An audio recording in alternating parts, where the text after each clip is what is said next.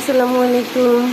নিয়ে আসলাম মুরগি রান্নার রেসিপি। এটা হলো শক্ত মুরগি, কেউ কেউ বলে পাকিস্তানি মুরগি, লাল মুরগি, কক মুরগি, মানে বিভিন্ন নাম, বিভিন্নজন বিভিন্ন নামে ডাকে। তো আমি এটা প্রথমে একটু তেলে ভেজে নিচ্ছি, কোনো হলুদ দেওয়ার দরকার নেই, লবণও দেয় না। আমি লবণ দিচ্ছি, কখনো দেই না। এটা ভাজার পরে একটু 10-15 মিনিট ভাজার পরে এটার ভিতরে এই যে এলাচ, লবঙ্গ, গোলমরিচ, দারচিনি, এগুলো সব আস্ত মশলা, গোটা মশলা দিয়ে দিলাম, ও দুটো তেজপাতাও আছে। এটা দেওয়ার পরে একটু নাড়াচাড়া করার পরে এটার ভিতরে পেঁয়াজ পরিমাণ মতো, কেউ বেশি খায় কেউ কম খায়, যে যার ইচ্ছা মতো।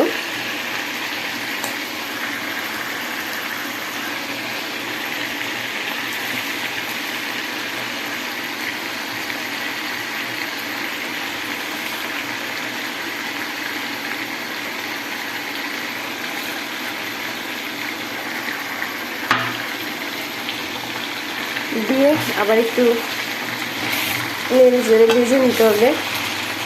ভাজার পরে সামান্য একটু ভাজার পরে, মনে করেন 2 মিনিট আর কি, পেঁয়াজটা পুরো মুরগির সাথে ছড়িয়ে নেওয়ার পরে এটার ভিতরে আপনার আদা রসুন বাটা দিয়ে দিতে হবে। আমি আদা রসুন বাটার আজকে সময় পাইনি, বাটা বলতে ব্লেন্ড করার সময় পাইনি, যেহেতু একবার মুরগি রান্না করবো আর আমরা ঘরের সবাই অসুস্থ ব্যস্তও আছি, তাই সব মিলিয়ে আর কি গ্রেট করে নিছি, আদা রসুন গ্রেট করে নিছি। এটার ভিতরে দিয়ে ভালো করে কিছু সময় একটু ভাজবো। কেউ কেউ হলো সব আদা রসুন পেঁয়াজ আগে ভেজে নেয়, তারপরে মুরগিটা কষায়। হ্যাঁ, ওভাবেও মজা হয়, কি এভাবেও অনেক মজা হয়। তো সব রকমভাবেই খেতে মজা। আসলে রান্নাটা হলো বড় কথা, সুন্দর করে রান্না করলে সব রান্নাই মজা হয়, সব রকমভাবেই মজা হয়। এই যে মুরগিটা ভাজছি, লাল লাল হয়ে আসছে। এখন মশলাটা ভালো করে, আদা রসুন পেঁয়াজ ভালো করে একটু ভাজার পরে, 5-10 মিনিট ভাজার পরে মুরগির সাথে নরম হয়ে আসলে তখন হচ্ছে আপনার অন্যান্য মশলা, যেমন হলুদ, জিরা গুঁড়া, হলুদ গুঁড়ো, মরিচ গুঁড়া, তারপর হচ্ছে আপনার ধনিয়া গুঁড়া, অন্যান্য মশলা যে যেটা যেভাবে দেয় দিয়ে সুন্দর করে কষায়, একটু পানি দিয়ে কষায়, তারপরে ঢেকে দিল।